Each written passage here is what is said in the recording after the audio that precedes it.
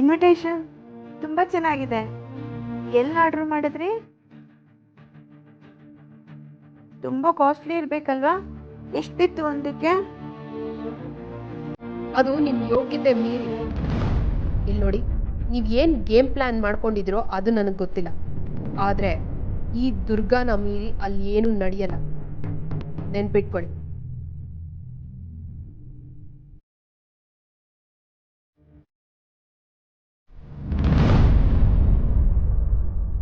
ದಿಂಬ್ ಕೆಳಗಿಂದ ಒಂದು ಆ್ಯಪಲ್ ಇಣಕ್ ನೋಡ್ತಾ ಇದೆ, ಬಚ್ಚಿಟ್ಕೊಳ್ಳಿ.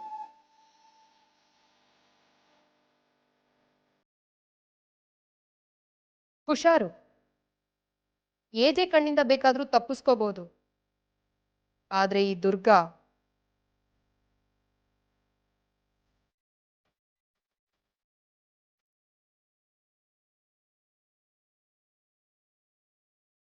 ಈ ದುರ್ಗಾ ಇಲ್ಲದೆ ಏನು ನಡೆಯಲ್ವಾ? ಈ ಕೌಸಲ್ಯನ ತುಂಬ ಕಡಿಮೆ ಲೆಕ್ಕಾಚಾರ ಹಾಕ್ತೆ ದುರ್ಗಾ ನೀನು. ನಾನೊಂದ್ಸಲ ಮದುವೆ ಮಂಟಪಕ್ಕೆ ಕಾಲಿಟ್ರೆ ಗೊತ್ತಾಗುತ್ತೆ ಈ ಹೈ ವೋಲ್ಟೇಜ್ ಶಾಕ್ ಹೇಗಿರುತ್ತೆ ಅಂತ.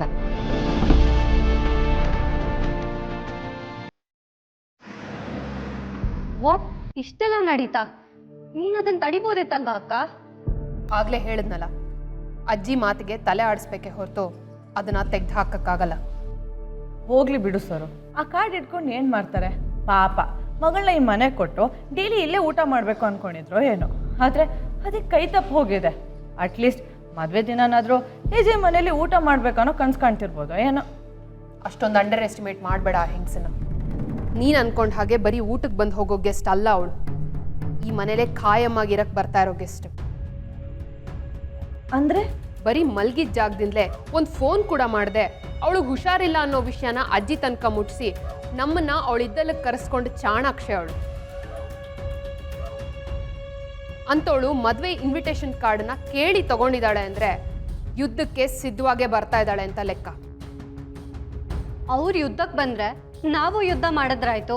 ಸರು, ತಂತ್ರಕ್ಕೆ ಪ್ರತಿತಂತ್ರನ ರೂಪಿಸ್ಬೋದು, ಆದರೆ ಷಡ್ಯಂತ್ರ ಮಾಡ್ಕೊಂಡು ಬರ್ತಿರೋರನ್ನ ಕಂಡು ಹಿಡಿಯೋದು ಕಷ್ಟ.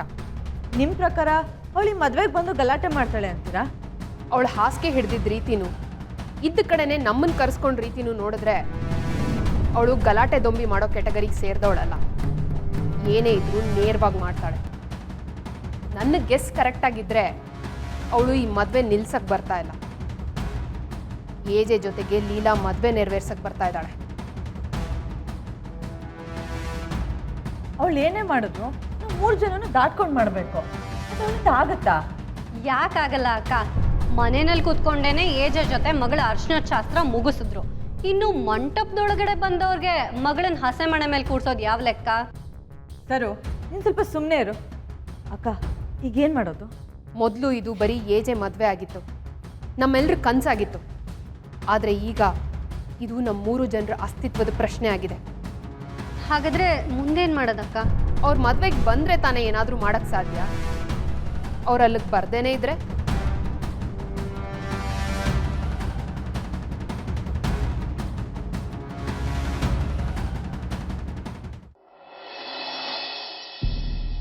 ಈಶ್ವರ, ನಾನು ಅಂದ್ಕೊಂಡ ಹಾಗೆ, ದೇವ್ ಅಂದ್ಕೊಂಡ ಹಾಗೆ ಅಜ್ಜಿನೂ ಮನೆಗೆ ಬಂದಾಯಿತು. ಇನ್ವಿಟೇಷನ್ ಕೊಟ್ಟು ಕುಟುಂಬ ಸಮೇತರಾಗಿ ಮದುವೆಗೆ ಬನ್ನಿಂತ ಕರೆದಿದ್ದು ಆಯಿತು. ಇನ್ನೇನಿದ್ರು ನಮ್ಮ ಬೇಡಿಕೆನ ಈಡೇರಿಸ್ಕೊಳ್ಳೋದು. ಬೇಡಿಕೆನ ಈಡೇರಿಸ್ಕೋಬೇಕಾದ್ರೆ ಉಪವಾಸ ಸತ್ಯಾಗ್ರಹ. ಬೇಡಿಕೆನೂ ಈಡೇರಾಯಿತು. ನಾನು ಹೀಗೆ ಬೆಡ್ ಮೇಲೆ ಕೂತ್ಕೊಳ್ಳೋದ್ರಲ್ಲಿ ಅರ್ಥನೇ ಇಲ್ಲ.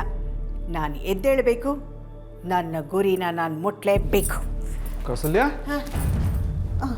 ಯಾಕೆ ಇನ್ನೂ ಸುಮ್ಮನೆ ಕೂತಿದ್ಯಾ? ಈಗಲಾದರೂ ಏನಾದರೂ ಸ್ವಲ್ಪ ತಿನ್ನೆ.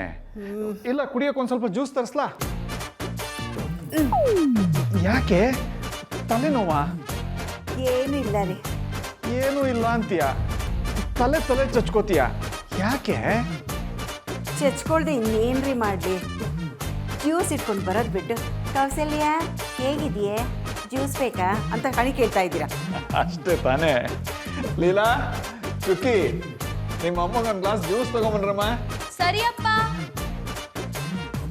ಈಗ ಹೇಗಿದೆಯಾ ಕೌಸಲ್ಯ? ಏನಾದರೂ ಆಗಿದ್ರೆ ತಾನೇ ಹೇಳೋಕೆ. ಏನು ಹೇಳ್ತಾ ಇದೀಯಾ? ಅದು ಏನಾದರೂ ತಿಂದರೆ ತಾನೇ ಹೇಳೋಕ್ಕೆ ಅಂದೆ. ಅಮ್ಮ ಕುಡಿಯೇ.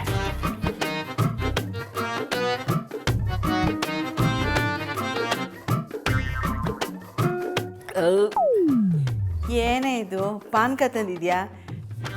ಏಜೆ ಮನೆಯವರು ಹಣ್ಣುಗಳು ತಂದಿದ್ರಲ್ಲ, ಅದರ ಜ್ಯೂಸ್ ಮಾಡ್ಕೊಂಡು ಬರಬಾರ್ದಾ? ಅದನ್ನೇ ಮಾಡ್ಕೊಂಬರ್ಲಮ್ಮ. ಬೇಡಮ್ಮ, ಮೂಲೆ ಮನೆಯಲ್ಲಿ ಪುರೋಹಿತರ ಹತ್ರ ಹೋಗಿ ಕಣಿ ಕೇಳ್ಕೊಂಡ. ನೂಲಂತೆ ಪಂಚೆ, ಅಪ್ಪನಂತೆ ಮಗಳು. ಏ ಆ ಗಾದೆ ಆ ಥರ ಅಲ್ಲ ಕಣೆ. ಇನ್ಮೇಲೆ ಹಾಗೇನೆ. ನಾನು ಬಡ್ಕೊಂಡು ಸಾಕಾಗ್ಬಿಟ್ಟಿದ್ದೀನಿ.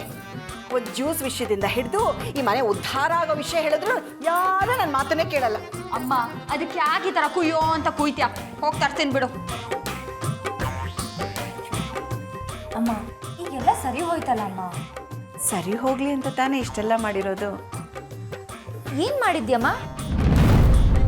ಅದೇಮ್ಮ, ಈಗ ನಾನು ಜ್ಯೂಸ್ ಕುಡ್ದಿದ್ದು. ಸರಿ, ನೀನು ತಿಂಡಿ ಮಾಡ್ದಾ?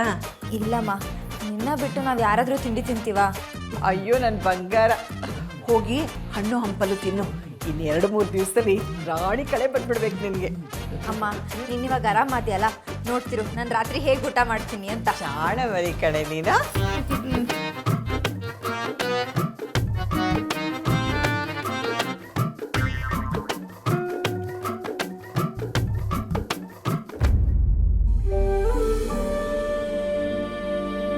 ನನ್ನ ಮಗಳನ್ನ ಈ ಗತಿ ತಂದವ್ರಿಗೆ ಅವ್ರ ವಂಶ ನಿರಂಶ ಆಶಾ. ಹೆಣ್ಣು ಹೆತ್ತವ್ರ ಶಾಪ ಅಂದರೆ ಸುಮ್ಮನೆನಾ? ನೊಂದು ಹೆಣ್ಣಿನ ಕಣ್ಣೀರು ಯಾವತ್ತೂ ಸುಮ್ಮನೆ ಬಿಡಲ್ಲ. ನಮಗೆ ಗೊತ್ತಿದ್ದೋ ಗೊತ್ತಿಲ್ಲದೇನೋ ಲೀಲಾಗೆ ನಮ್ಮಿಂದ ಅನ್ಯಾಯ ಆಗಿದೆ. ಅದರಿಂದ ಈ ಮನೆಗೂ ಒಳ್ಳೇದಾಗಲ್ಲ, ನನ್ನ ರಾಮ್ಗೂ ಒಳ್ಳೇದಾಗಲ್ಲ. ಹಾಗೇನಾದರೂ ನನ್ನ ಮಗನಿಗೆ ಆ ನೊಂದು ತಾಯಿ ಶಾಪ ತಟ್ಟಿದ್ರೆ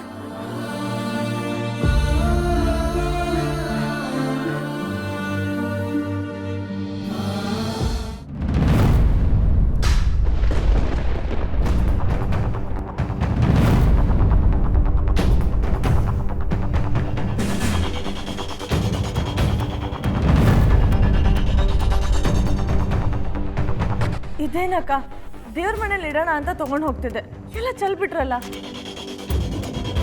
ಅಯ್ಯಯ್ಯೋ, ಅರ್ಶನ ಕುಂಕುಮ ಚೆಲ್ಲೋಯ್ತಲ್ಲ ಲಕ್ಷ್ಮಿ. ಈಗ ಆಲ್ರೆಡಿ ಮನೇಲಿ ದಿನಕ್ಕೊಂದೊಂದು ರಾಮಾಯಣ ನಡೀತಾನೆ ಇದೆ. ಇದು ಯಾವ ಅಪಶಕ್ನದ ಮುನ್ಸೂಚನೆನೋ ಏನೋ. ಮೊದಲು ಇದನ್ನು ಕ್ಲೀನ್ ಮಾಡಿಸು.